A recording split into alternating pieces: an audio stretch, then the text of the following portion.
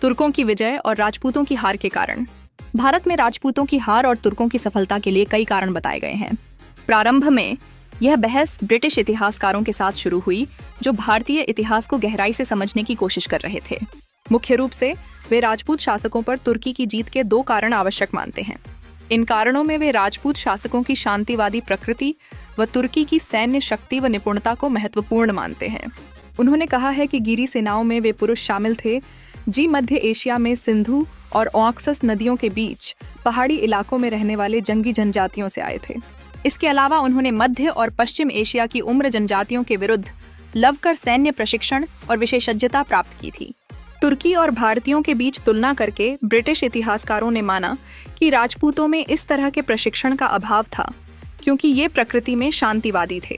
वैकल्पिक रूप से भारतीय तुर्की की तरह युद्ध लड़ने के आदी नहीं थे, इसलिए राजपूतों को हार का सामना करना पड़ा।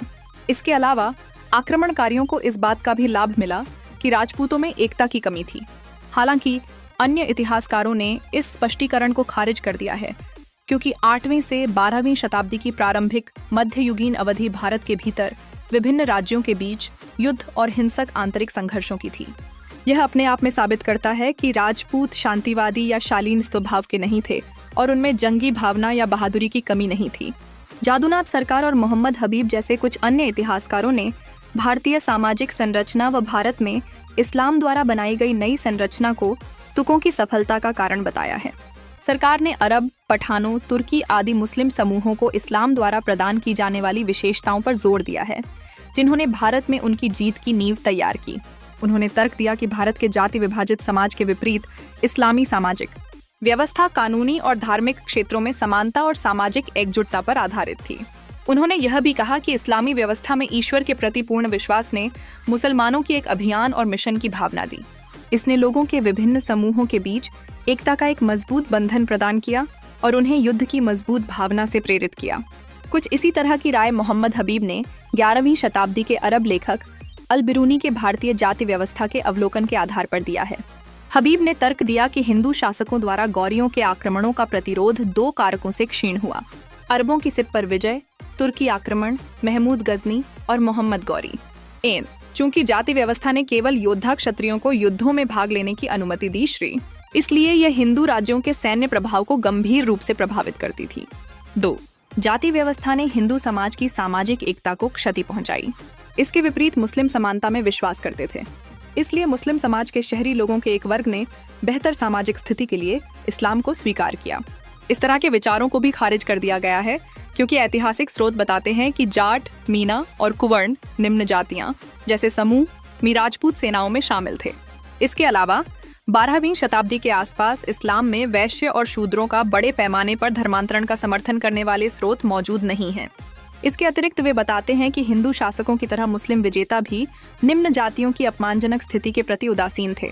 इसके अलावा तुर्की सैन्य रणनीति और प्रौद्योगिकी को तुर्की की जीत के पीछे एक और कारण के रूप में देखा गया है।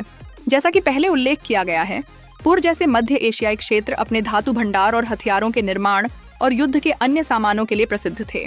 घोड़े से गिरे बिना भाले को फेंकने की कला को लोहे और रकाब में आसान बना दिया था। रकाब का उपयोग तुर्कों को आता था। भारत में लौह रकाब या क्रॉसमी जैसे हथियारों का उपयोग शायद व्यापक रूप से ज्ञात नहीं था, जैसा कि पहले कहा गया है। भारतीय घोड़ों की तुलना में अच्छी नस्ल के मध्य एशियाई घोड़े तुर्कों की सैन्य दक्षता का कारण बने। कई विद्वानों ने युद्ध के मैदान पर युद्ध की अनूठी तुर्की रणनीति को भी उनकी सफलता का एक कारण बताया है। हालांकि पीटर जैक्सन जैसे विद्वानों ने तुर्की सैन्य रणनीति और प्रौद्योगिकी को अत्यधिक महत्व देने से इनकार कर दिया है।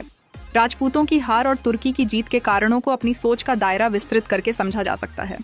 हमें स्वयं को केवल एक कारण या तराइन के दूसरे युद्ध के बाद होने वाली घटनाओं तक सीमित नहीं रखना चाहिए। 11वीं शताब्दी की शुरुआत से ही भारत के उत्तर पश्चिमी क्षेत्र में होने वाली घटनाओं को समझना होगा। महमूद गजनी द्वारा किए गए आक्रमण और लूटपाट भारत के उत्तर पश्चिमी क्षेत्र की बाहरी सुरक्षा अर्थात अफगानिस्तान और पंजाब के भंजन के बाद ही भारत में हुए थे। इन क्षेत्रों पर पकड़ होने से महमूद भारत में अपने आगे के अतिक्रमण की योजना बना सकता था।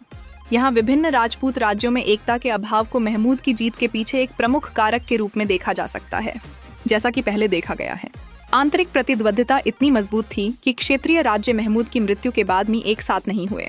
ऊपरी गंगा घाटी में राजस्थान के अजमेर, कन्नौज, बनारस आदि में भी महमूद के उत्तराधिकारियों ने धावे बोले, परंतु फूट जारी रही।